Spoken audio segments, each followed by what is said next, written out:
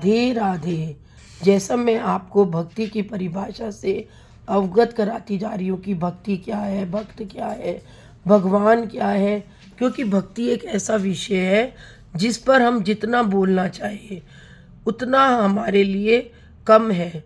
क्योंकि आज देखो, हम भागवत जी पढ़ रहे हैं, भागवत जी का अध्ययन कर रहे हैं, गहन अध्ययन कर रहे हैं, भागवत जी का श्रवण कर रहे हैं, भागवत जी का पठन और पाठन कर रहे हैं, श्रोता भी बन रहे हैं, वक्ता भी बन रहे हैं। लेकिन सबसे जो सर्वोपरि है वो है भक्ति। जब तक वक्ता के हृदय में परमात्मा के प्रति भक्ति नहीं होगी तो वो श्रोताओं को सुनाएगा कैसे। और जब तक श्रोता के हृदय में भक्ति ही नहीं होगी तो वो सुनेगा कैसे, वो श्रवण कैसे करेगा। तो भक्ति दोनों के लिए ही सर्वोपरि है, वक्ता के लिए भी और श्रोता के लिए भी। अब व्यास जी महाराज जी को देखो, उनके अंदर इतनी भक्ति थी, राधा जी को अपना गुरु मानते थे, तभी तो उन्होंने इतनी बड़ी भागवत जी लिखी, लेकिन राधा का शब्द नहीं लिखा।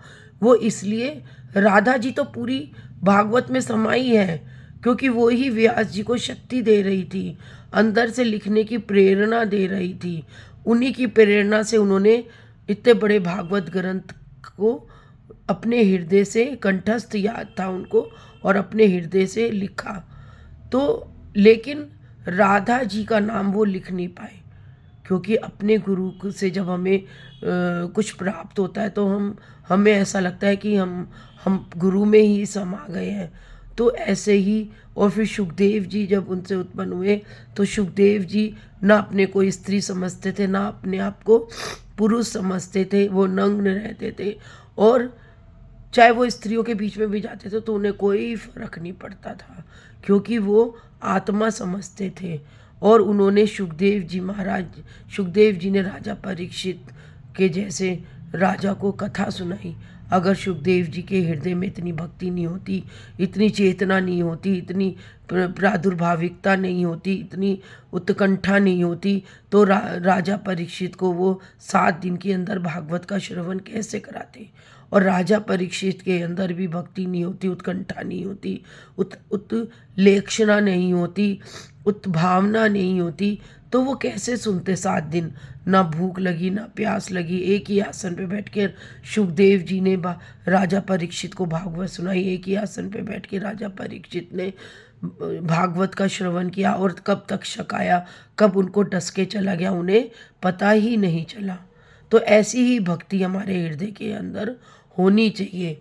ममर्गता क्या है? ममर्गता वाली भक्ति क्या है?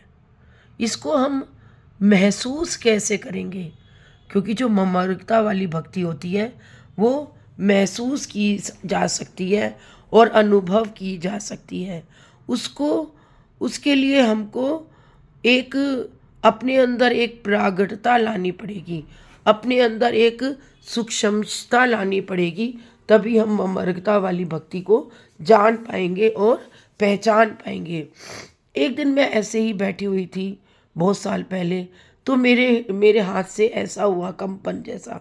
तो मैंने अपने अंगूठे को और इसको ऐसे ऐसे ऐसे करके रगड़ा, तो मेरे को ऐसा लगा कि जैसे मेरे को परमात्मा का एक महसूस हुआ।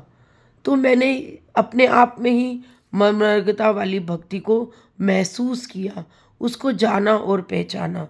फिर मैंने उसके ऊपर लिखा कि जब आत्मा से परमात्मा का मिलन हो जाता है और परमात्मा आत्मा में विलीन हो जाती है, संलग्नता हो जाती है, एक हो जाते हैं, एक सार भक्ति हो जाती है, तो हमारे अंदर ममर्गता वाली भक्ति हो जाती है, हम एक ममर्ग हो जाते हैं।